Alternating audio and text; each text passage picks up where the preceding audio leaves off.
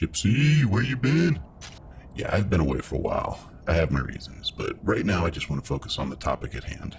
Just know, even though I've been quiet, I've been creeping on this project the whole time. So why the video? Well, I was listening to a few videos regarding the recent Flightblade incident, and then speculation about the company and project as a whole. Like everyone else, I had my opinions and felt why not share it. From salty to subliminal to you old space tomato. Even to those who simply never touched Star Citizen and wanted to make videos because, well, the reality is hate clicks. It's a real thing. Big channels will love to capitalize on any type of drama, especially when it comes from Star Citizen. And to be fair, the company makes it rather easy sometimes.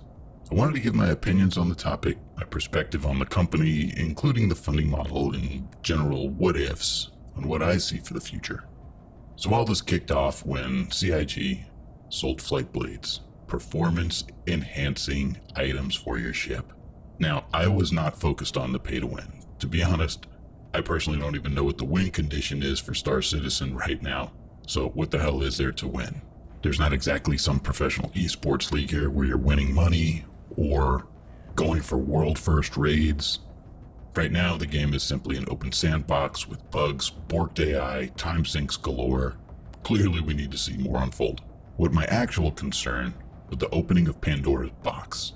I admit, I found it amusing that a $35 Flightblade was more dramatic than that of a torpedo launcher the size of a constellation that was strapped to the bottom of a frigate. That was good to go. Regarding this pay-to-win, if PvP is what defines pay-to-win, if there was a competition where we could bet on dogfighting outcomes for PvP, and I was picking between someone who lived in an Arrow versus somebody who bought every ship in the game with little flight time, and picking the Arrow pilot every single time. I've seen good pilots fly. Oh baby, is there a difference. It seems more are upset by the PvP component, of which the game is not a PvP-focused game, as dictated by our beloved founder, Chris Roberts, here. A lot of people seem to think of Star Citizen as like PvP, there can only be one Highlander style, right? I put that in my letter, but it's not. I mean, it's yes, if you want to participate in PvP or compete with other organizations, we are going to put that gameplay in there, but the design of this is to have like 90% of the universe be AI, so actually most of your content in the game will be PvE. But I do get it. Little in PvE work, so I suppose it feels that way.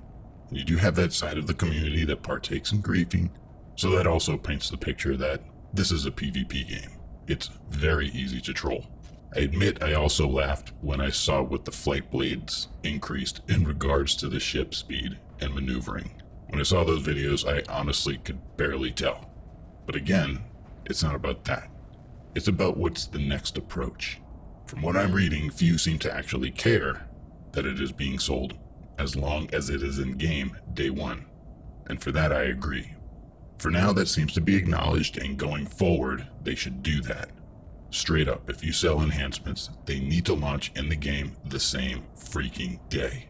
Not just as real money exclusives, even for a limited time. The people will decide if they buy it or not. Chances are they won't, because they can get it in game very cheap, but some will, because some legitimately trying to fund the company. Hordes of gamers loathe the funding model.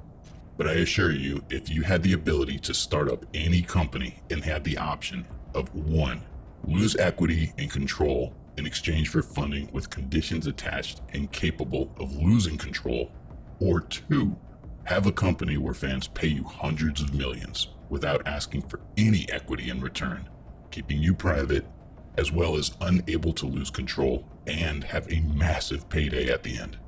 Which route are you going to take? This funding model will never happen again. It was one of those flukes, and right now, very slowly over time, the MMO aspect of the company is starting to show some signs of life.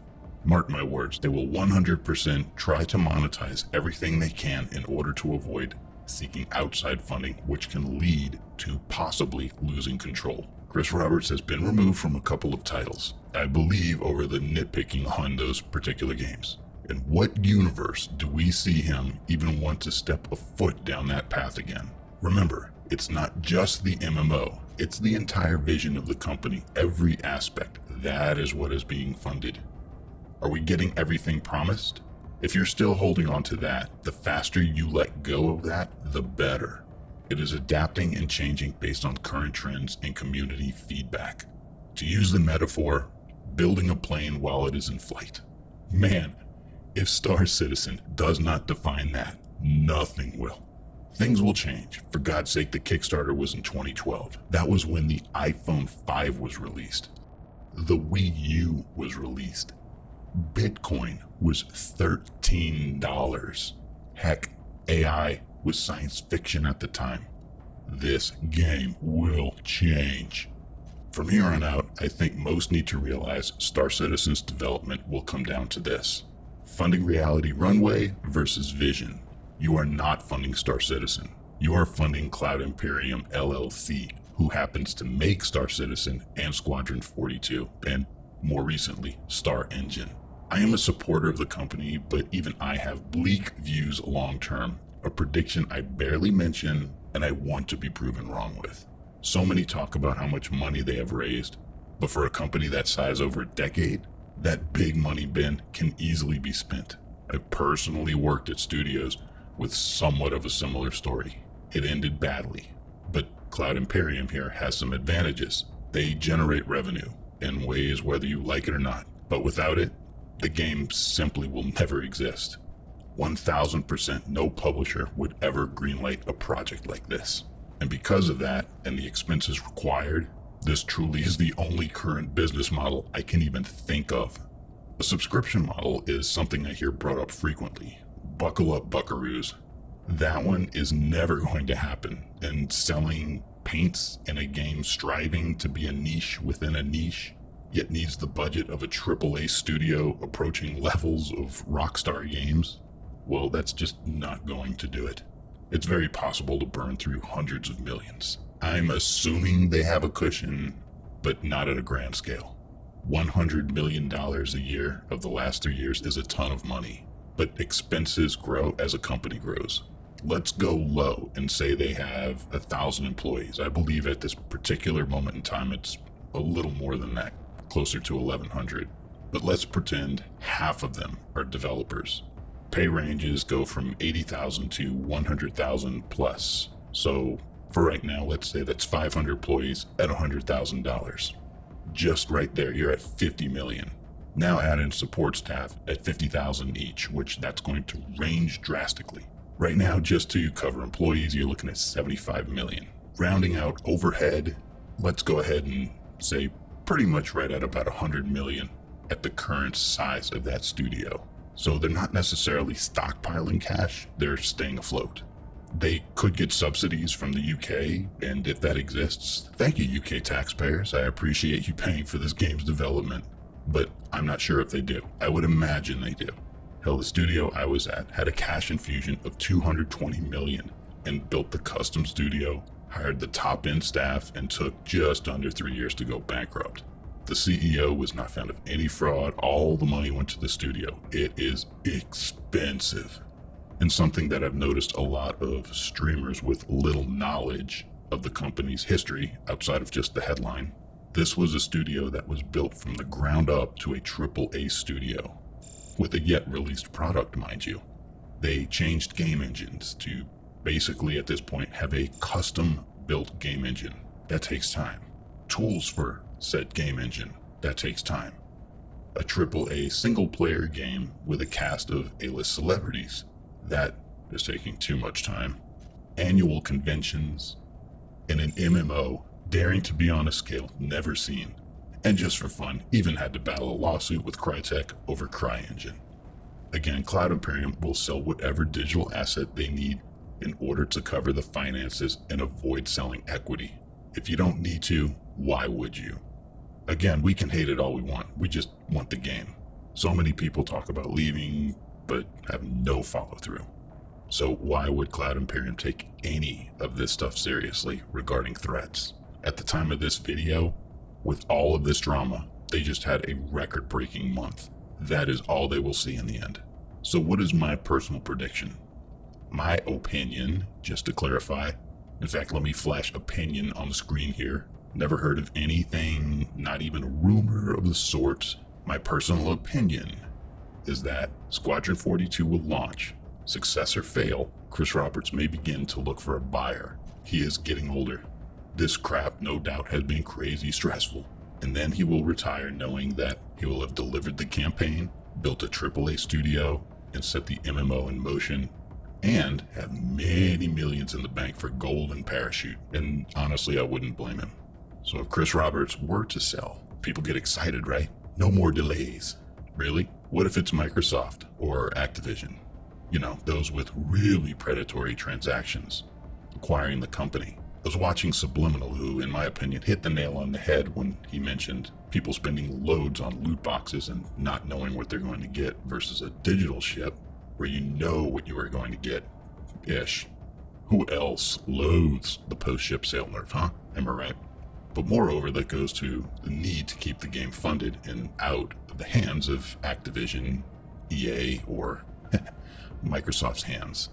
Oh, and by the way, the new owners would not be obligated to honor your past pledges, as that was a promise with a private company who will now be under new ownership, but they will risk losing most of the diehard fans. But I digress. Moreover, it is because of this reason I do hope that Squadron 42 launches to console. They need new blood that could be a gateway to making this hyper niche game more mainstream by attracting players for more growth. Squadron 42 will not hit levels of sales to remove the need to sell ships or other things. And these new players need to realize that you can indeed spend no more than $45 and hook up with a crew to get on the largest capital ship in the game without having spent a dime, or group up and make a ton of money really quick in game and simply acquire the ships in game. Regardless, if Chris Roberts does not sell soon after Squadron 42, at some point a changing of the guard will happen. Everything ends. Blizzard is a shell of itself when it joined Activision. It boomed for the first few years, and all we see today are complaints. Bungie? The once mighty Bungie, we are unsure if they will even be around by year's end because they sold to corporate suits. Valve? Okay, brace yourself on this one. Valve, the idea of that one is just nightmare fuel for me, but let's be real. Our beloved champion of gamers, Gabe Newell, will not be running it forever. He will either retire, or the inevitable end of endings that will come for us all. Nothing lasts as you want it to. On a side note, I'd love to know what the contingency is to keep them private for the gamers. Because let's be real, Microsoft, Activision, Google would love to get their hands on that beast. And it sort of breaks my heart thinking what those companies would do to it. Personally, I'd like to see them be employee-owned with bylaws stating that no CEO can sell the company. But anyways, I'm getting off topic. What I'm saying is that if those companies are not immune, don't kid yourself, Cloud Imperium is far more exposed. They are hardly Bungie or Blizzard. So what can future revenue streams look like when it is, quote, done? Furthermore, define done. Everybody's going to have a varying opinion on what that definition is. A few mentioned a subscription model. This will simply never happen. The game is way too niche and requires way too much money to keep itself afloat. It does not have a large enough audience where a subscription model could keep it going. And then due to the nature of the funding model, it would backfire. As few hardcores would only ever want that. Forcing a subscription model to play a game you already paid for and have been playing for the last 10 years and spend money on ships to build the company up from nothing. As a thank you, the company will say, well, in order to play the game and access those ships, you need to get a subscription. That would bring down Cloud Imperium so fast. So for right now, I cannot think of any other options. This game isn't Eve. That's going to have a far smaller requirement on a budget or a team. MMOs are expensive, as it is an ongoing, constant requirement to have money flowing in, especially on a game at this scale. Maybe if Squadron brings in $1 billion, but even then, I do not see them stopping such funding models. If people cannot stomach that, it is honestly best to eject now and cut your losses. But this is all just my opinion, and opinions are like assholes. Everybody's got one. Time will tell. Here's hoping things come together more. In the meantime, it's best to Enjoy what you can while you can. For now, I hope to see them continue to be successful. I like the idea of a company that is independent from the corporate suits. So, regardless of what happens, I have no regrets on the funding and in just enjoying the ride when I can. Anyways, that's all I got. Peace. Attention citizens. Security forces have reason to believe members of Blue Squadron have breached corporate city defense protocols. Be aware. Holy hell, you stayed around. Good God. Okay, fine. Outside of the life stuff, the reason I stepped away was the game was in such bad shape. Spending 45 minutes to get started, and at the time losing everything on death, and then needing to start over was a giant kick in the balls, and just simply not for me. And then add in the insane amount of bugs that would just hit me, I needed to step away. As such, I don't even recommend the game anymore. I'm only back really due to the quality of life things. I wanted to see exactly what they've done, and I can absolutely see that there are still ways to spend 3 hours in game and achieve nothing.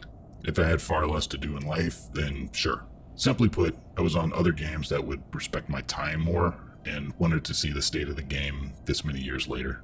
It is for sure better, but oh baby, she needs more time to cook. And I do hope they expand on the quality of life. No more losing everything on death was a huge boon. The game had just stopped being fun for me, and so many bugs are still around. So it is interesting. Anyways, for real this time, peace.